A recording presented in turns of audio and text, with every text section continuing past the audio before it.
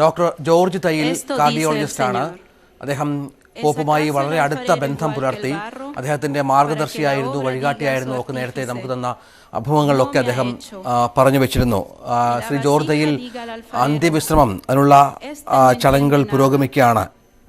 അദ്ദേഹത്തെക്കുറിച്ചുള്ള ഓർമ്മകൾ താങ്കൾക്കേറെ ഉണ്ടാകും. അത് ന്യൂസ് ഏരിയയോട് പങ്കുവെക്കാമോ? തീർച്ചയായിട്ടും.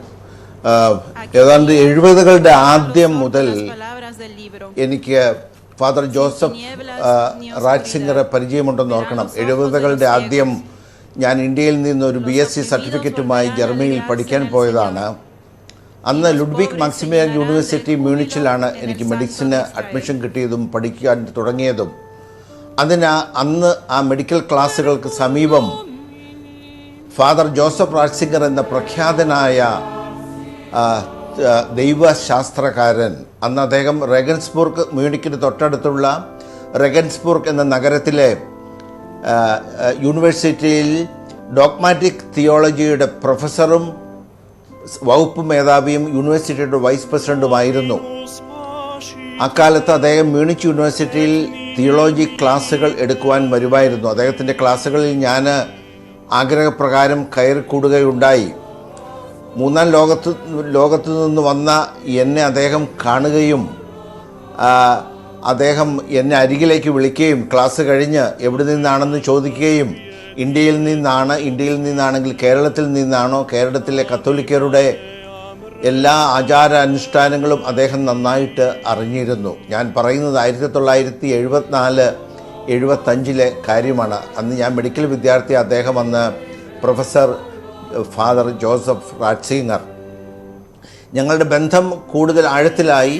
മിക്ക ദിവസവും ഞാൻ അദ്ദേഹത്തെ കാണുവാൻ നിൽക്കുമായിരുന്നു. അദ്ദേഹത്തിൻ്റെ വീട്ടിലേക്ക് എന്നെ ക്ഷണിച്ചു. അദ്ദേഹത്തിന് അന്ന് റെഗൻസ്ബുർഗിനടുത്ത് പെൻഡിലിംഗ് എന്ന ഒരു ഗ്രാമത്തിൽ അദ്ദേഹം സ്വന്തമായി വാങ്ങിച്ച ഒരു വീടുണ്ടായിരുന്നു. അവിടെ ജ്യേഷ്ഠനായ മോൺസിഞ്ഞോർ ജോർജ് റാറ്റ്സിംഗറും ജ്യേഷ്ഠത്തി മൂത്ത സഹോദരിയായ മരിയയും ഒന്നിച്ചായിരുന്നു താമസം. ജ്യേഷ്ഠനടുത്തുള്ള കത്തീഡ്രലിൽ ഗായക സംഘം മേധാവിയായിരുന്നു. കപ്പേൽ മൈസ്റ്റർ എന്ന് ജർമ്മനിയിൽ പറയും. അവിടെ ഞാൻ പോവുകയും ഞാൻ റെയിൽവേ സ്റ്റേഷനിൽ റെഗൻസ്ബുർഗിൽ വരുമ്പോൾ എന്നെ കൊണ്ടുപോകാൻ വേണ്ടി കാറിലൊക്കെ കാത്തു നിൽക്കുമായിരുന്നു. കാറിൽ കൊണ്ടുപോയി വീട്ടിൽ കൊണ്ടുപോയി സൽക്കാരവും ഭക്ഷണവും എല്ലാം കഴിഞ്ഞ ശേഷം സൗഹൃദ സംഭാഷണവും കഴിഞ്ഞിട്ട് എന്നെ തിരിച്ച് റെയിൽവേ സ്റ്റേഷനിൽ കൊണ്ടുവിടും. ഞാൻ പോരും. അങ്ങനെ ഞങ്ങളുടെ ബന്ധം ആഴത്തിലാവുകയാണ് ഉണ്ടായത്. അങ്ങനെയാണ് 1977 അന്നത്തെ മ്യൂണിച്ച് ഫ്രൈസിങ്ങിലെ കർദിനാൾ ജൂലിയസ് ഡോഫിനറുടെ നിര്യാണത്തെ തുടർന്ന് പോൾ ആറാമൻ മാർപ്പാപ്പ ഫാദർ ജോസഫ് റാറ്റ്സിംഗറെ ആർച്ച് ബിഷപ്പായി വാഴിക്കുന്നത്. അതോടെ അദ്ദേഹം മ്യൂണിക്കിൽ വരികയും മ്യൂണിക്ക് ഫ്രൈസിംഗ് എന്ന 2 സ്ഥലങ്ങളുടെ, പ്രധാനമായും മ്യൂണിക്ക് അതിരൂപതയുടെ ആർച്ച് ബിഷപ്പായി പ്രവർത്തനം തുടങ്ങുകയും ചെയ്തു. ആ വർഷം തന്നെ 1977 തന്നെ മാർപ്പാപ്പ അദ്ദേഹത്തെ കർദിനാളായി ഉയർത്തി. അന്നു മുതൽ കൂടുതൽ ഞാൻ അതിരൂപതയുടെ കീഴിലുള്ള ചെലവ് കുറഞ്ഞ ഒരു ഹോസ്റ്റലിൽ ആർച്ച് ബിഷപ്പ് ജോസഫ് റാറ്റ്സിംഗർ പറഞ്ഞതനുസരിച്ച് എനിക്ക് താമസത്തിനുള്ള സൗകര്യം കിട്ടി. എൻ്റെ മെഡിക്കൽ പഠനം സാമ്പത്തികമായി പരാധീനതയിലേക്ക് പോയപ്പോൾ ജർമ്മൻ ബിഷപ്സ് കോൺഫറൻസിൽ നിന്നും അദ്ദേഹം എനിക്ക് സ്കോളർഷിപ്പ് വാങ്ങിച്ചു തന്നു. അങ്ങനെ അദ്ദേഹത്തിൻ്റെ ഒരു ഗൈഡൻസിലാണ് ഞാൻ മുന്നോട്ട് പോയത്. അദ്ദേഹം സാമ്പത്തികമായും മാനസികമായും ആത്മീയമായും എൻ്റെ ഒരു ഗുരുവായി തീർന്നു. പലപ്പോഴും ഞാൻ ഓരോ കാര്യങ്ങൾക്കായി, ഞാനന്ന് അതിരൂപതയുടെ കീഴിലുള്ള ആഫ്രോ ഏഷ്യൻ വിദ്യാർത്ഥി സംഘടനയുടെ പ്രസിഡന്റുമായിരുന്നു. ഞാൻ അദ്ദേഹത്തെ കാണുവാൻ ഞങ്ങളുടെ ചാപ്ലിൻ്റെ താങ്കളുടെ ഒരു കൈൻഡ്നസ്, അതായത് ഇന്ത്യയിൽ നിന്ന് വന്ന ഒരു വിദ്യാർത്ഥി, അദ്ദേഹത്തിന് യാതൊരു തരത്തിലും താങ്കളോട് അടുപ്പം കാണിക്കേണ്ട കാര്യമില്ല. പക്ഷെ അദ്ദേഹം താങ്കളെ അത്തരത്തിൽ വളർത്തുകയും കൊണ്ടു നടക്കുകയും അടുത്ത ബന്ധം സ്ഥാപിക്കുകയും ഒക്കെ ചെയ്തു. അത് ഒരുപാട് പേരോട് ഒരു പക്ഷേ അദ്ദേഹം അങ്ങനെ കാണിച്ചിട്ടുണ്ടാവാം. അത്തരത്തിലുള്ള ആളുകളെ തിരഞ്ഞെടുത്ത് അവരുമായി അത്തരത്തിലുള്ള അടുപ്പമുണ്ടാക്കുകയും അവരെ സഹായിക്കുകയും അവരെ കൊണ്ടു നടക്കുകയും ചെയ്യുന്ന ഒരു കൈൻഡ്നസ് ഉണ്ടല്ലോ, അതല്ലേ അദ്ദേഹത്തെ ഏറ്റവും കൂടുതൽ മഹത്തരമായ ഒരു ജന്മമാക്കി മാറ്റുന്നത്.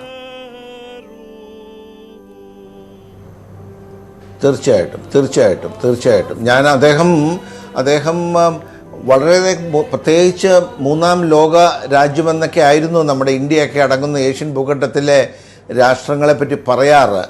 അപ്പോൾ അവിടെ നിന്നൊക്കെ വന്നവരോട് പ്രത്യേക കരുണയും സാമ്പത്തികമായി അവരുടെ പരാധീനതകൾക്കുള്ള സഹായവുമൊക്കെ എപ്പോഴും ചെയ്തിരുന്ന ഒരു കർദിനാളായിരുന്നു അദ്ദേഹം. 1981 വരെ മ്യൂണിക്കിലും ഫ്രൈസിംഗിലും കർദിനാളായി തുടരുകയാണ്. അതിനുശേഷമാണ് 1981 വത്തിക്കാനിലേക്ക് ജോൺ പോൾ രണ്ടാമൻ മാർപ്പാപ്പയുടെ ആഗ്രഹപ്രകാരം വിശ്വാസ തിരുസംഘത്തിൻ്റെ പ്രിഫക്റ്റായി അദ്ദേഹം വത്തിക്കാനിലേക്ക് പോകുന്നത്. 1981 വരെ മ്യൂണിക്കിൽ അങ്ങേയറ്റം അടുത്ത് ഞാൻ ഇടപഴകിയിരുന്നു. എൻ്റെ എല്ലാ തരത്തിലുള്ള കാര്യങ്ങളിലും അദ്ദേഹം നിർദ്ദേശങ്ങൾ തരികയും ഒരു ഗുരുവിനെ പോലെ, ഒരു ജ്യേഷ്ഠ സഹോദരനെ പോലെ എന്നെ സഹായിക്കുകയും ചെയ്തു. വത്തിക്കാനിൽ 81 പോയ ശേഷവും അന്ന് അദ്ദേഹം വിശ്വാസ തിരുസംഘത്തിൻ്റെ പ്രിഫക്റ്റായി, ബിബ്ലിക്കൽ കമ്മീഷൻ്റെ പ്രസിഡൻ്റായി ജോൺ പോൾ രണ്ടാമൻ മാർപ്പാപ്പ അദ്ദേഹത്തിൽ നിയോഗിക്കുകയുണ്ടായി. നാം ഓർക്കണം, ജോൺ പോൾ രണ്ടാമൻ മാർപ്പാപ്പ ഒരു ദൈവശാസ്ത്രകാരനായ മാർപ്പാപ്പ അല്ലായിരുന്നു. ഒരു സാധാരണ വളരെ സ്നേഹമുള്ള ലളിത ഹൃദയനായ തുടരുക.